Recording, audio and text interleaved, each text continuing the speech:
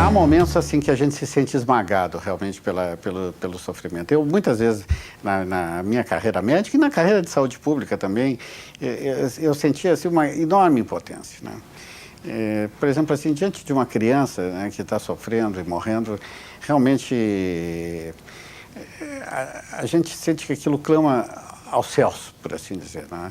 Que é demais, né?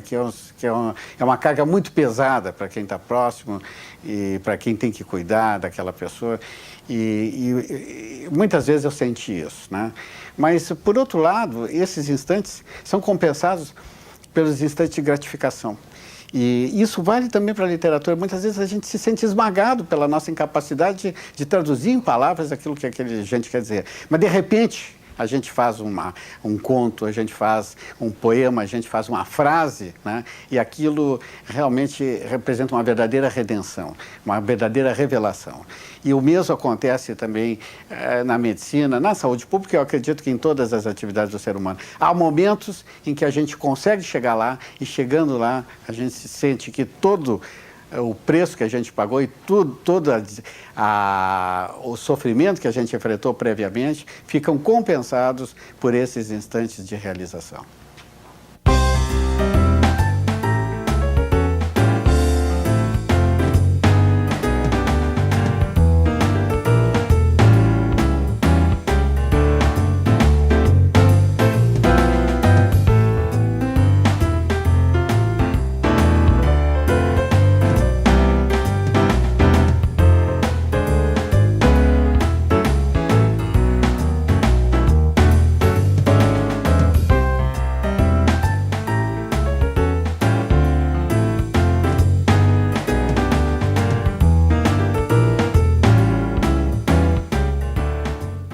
A literatura entrou muito cedo na minha vida, mas ela não entrou como palavra escrita, como texto.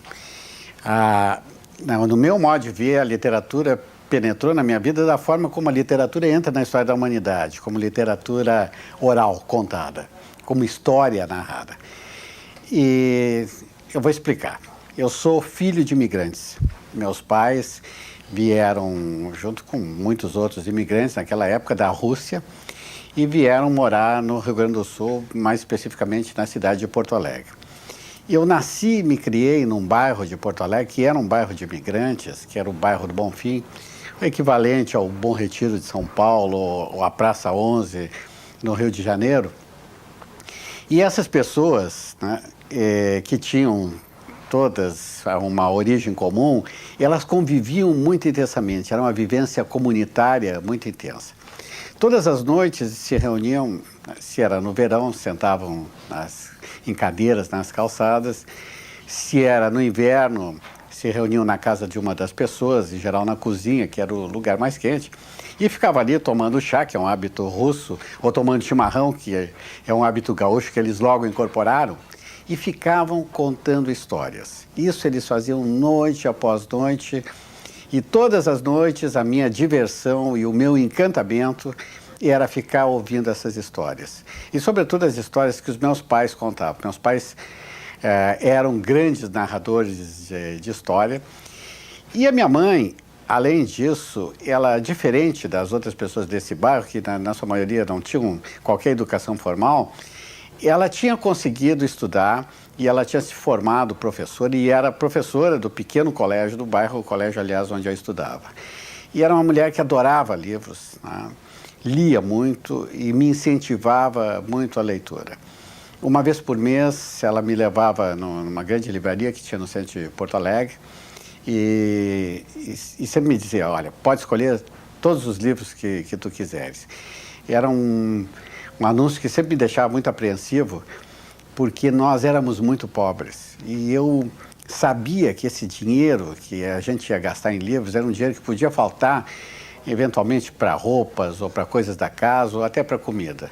E eu sempre ficava intranquilo. E a resposta dela era sempre a mesma, que na nossa casa podia faltar qualquer coisa, mas não podia faltar livros.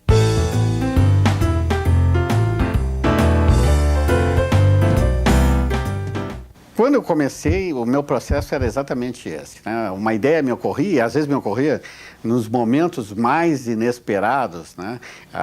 Por exemplo, tomando banho, né? Uma vez eu tive uma ideia fantástica, por enquanto, eu estava tomando banho, aí pulei fora do chuveiro e todo molhado, fui lá, porque eu pensava, né, que tinha que escrever imediatamente a ideia antes que ela me fugisse, né?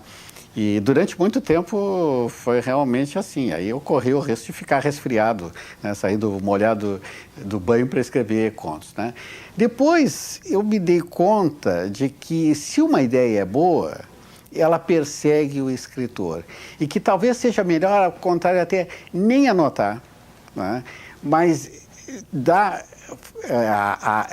à mente a possibilidade de fazer um teste com essa ideia. Que se a ideia realmente ela é pertinente, né? Se ela nasceu da profundidade do escritor, ela vai correr atrás dele e vai exigir que se transforme num conto, ou num romance, ou num poema, ou numa peça de teatro, enfim. Agora, em relação a conto, a ideia me ocorre subitamente, né? Vem assim como uma verdadeira revelação.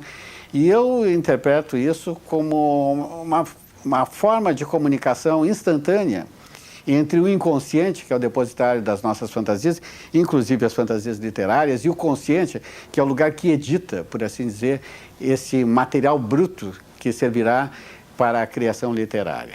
Agora, em relação ao romance, não. Aí, o meu trabalho é muito mais longo, e frequentemente ele não é ordenado. Eu posso escrever, por exemplo, o fim do romance, depois escrever uma cena do meio dele, depois o começo, e o computador ajuda muito isso porque não precisa ficar coletando papel, né? Tudo fica na memória do computador e depois a gente dá um jeito. E finalmente eu também posso escrever por solicitação. Alguém me pede, escreve um artigo sobre tal coisa, né? E eu sento o computador e faço, né? Nesse sentido, a experiência de escrever em jornal, em revistas, foi muito disciplinadora, né? E quem tem essa experiência sabe que a data limite é a grande fonte da inspiração, como diz o